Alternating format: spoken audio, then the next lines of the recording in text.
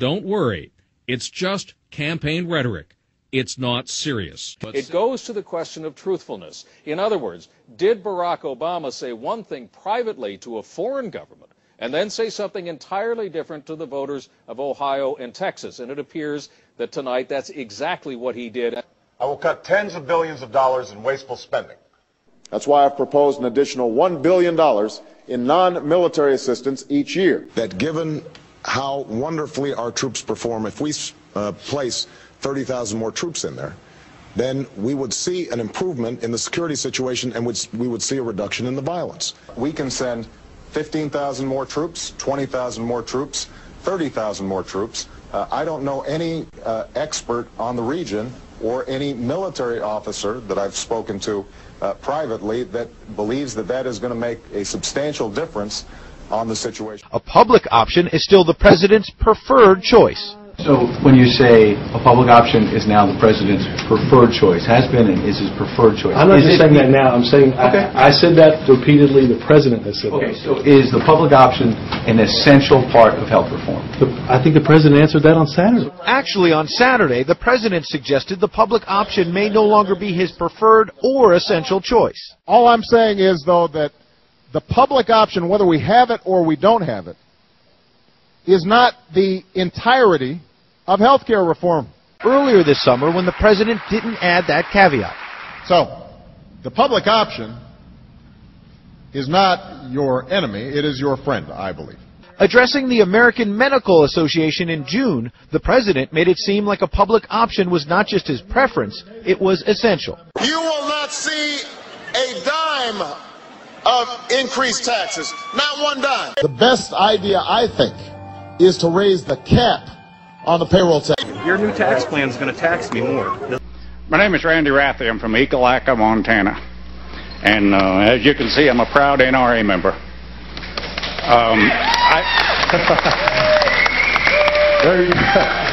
I believe in our Constitution, and it's a very important thing.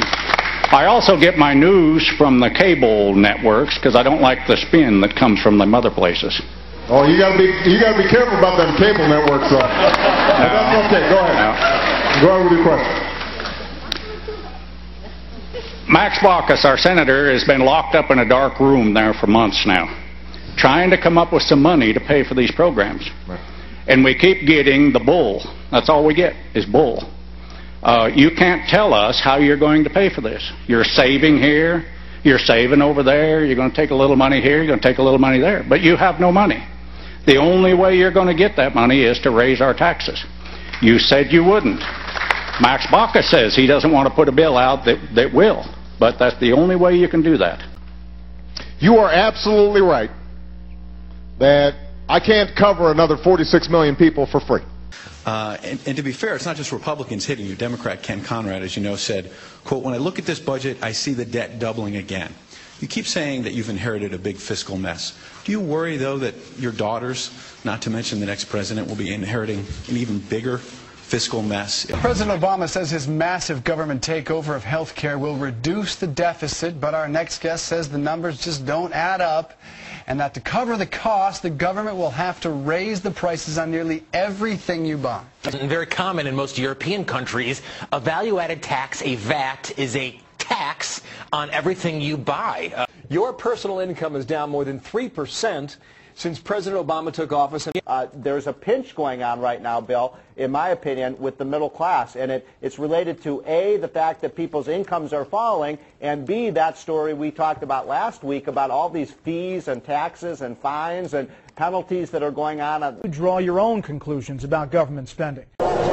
As we speak, cars in Boston and factories in Beijing are melting the ice caps in the Arctic, shrinking coastlines in the Atlantic, and bringing drought to farms from Kansas to Kenya. What's your reaction to the fact that the Arctic ice is actually increasing? Not doing an interview right now. Are you embarrassed at all? I'm not doing an interview. Are you embarrassed at all by ClimateGate, sir? Make it up dollar for dollar with pollution taxes. Americans like to drive their big SUVs. They like to leave all the lights on in their house. If we want to do something serious about that, it's not going to be painless. We're going to have to cap the emission of greenhouse gases. That means that power plants are going to have to adjust how they generate power. They will pass on those costs to consumers.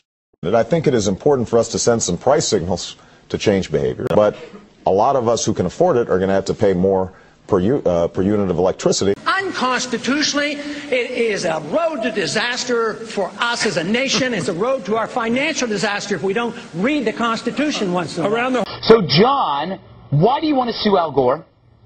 Well, the deal is this, Greg. We have tried and tried and tried to get a debate on global warming with scientists on the other side. Al Gore or any of the scientists behind him over at the UN IPCC, we'd love to have a debate with them, but they say, oh no, the debate is over. Yeah. Well, now there are 30,000 of us.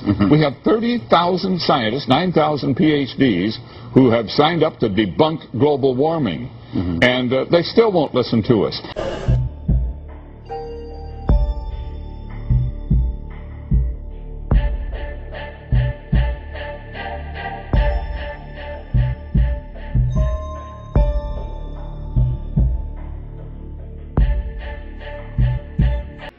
The very word secrecy is repugnant in a free and open society. And the hope that each of us has to build a new world order. A new world order is coming into being. But, of course, in any political system, there are sort of over-the-table and under-the-table arrangements. A shining purpose, the illumination of 1,000 points of light. We have before us the opportunity to forge for ourselves and for future generations a new world order. The quest for the new world order is in part a challenge to keep the dangers of disorder at bay. We were interested today to hear that more than 100 law enforcement officials in Mexico are having microchips implanted in their arms. The chips allow a person to be scanned, sort of like a cereal box at the supermarket checkout. I think the most important thing is for Barack Obama. I think his task will be to develop an overall strategy for America in this period when really a new world order can be created. I think a new world order is emerging, and with it the foundations of a new and progressive era of international cooperation. But the burdens of global citizenship continue to bind us together. In this new century, Americans and Europeans alike will be required to do more, not less. Partnership and cooperation among nations is not a choice. You know, that we can create a modern international community. I come to Berlin as so many of my countrymen have come before. Although tonight I speak to you not as a candidate for president, but as a citizen. A proud citizen of the United States and a fellow citizen of the world. While the 20th century taught us that we share a common destiny, the 21st century has revealed a world more intertwined than at any time in human history. The Democratic presidential hopeful laid out his vision for America's place in a new world order, saying he was speaking as a proud citizen of the United States and a fellow citizen of the world. I am asking your help in the tremendous task of informing and alerting the American people.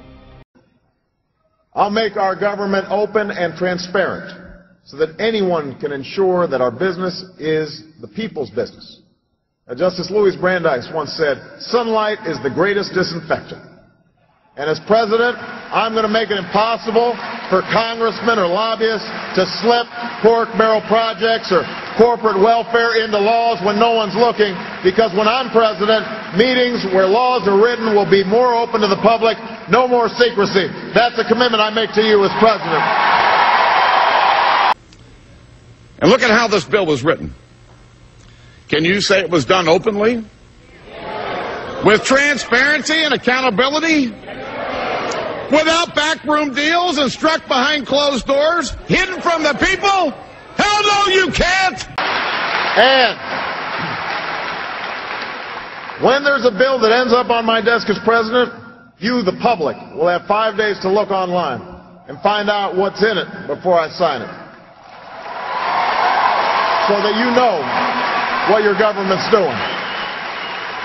when there are meetings between lobbyists and a government agency. We'll put as many of those meetings as possible online for every American to watch. When there's a tax bill being debated in Congress, you will know the names of the corporations that would benefit and how much money they would get. And we will put every corporate tax break and every pork barrel project online for every American to see. You will know who asked for them, and you can decide whether your representative is actually representing you. On this vote, the yeas are 219, the nays are 212. The motion to concur in the Senate amendment is adopted. Without objection, the motion to reconsider is laid on the table.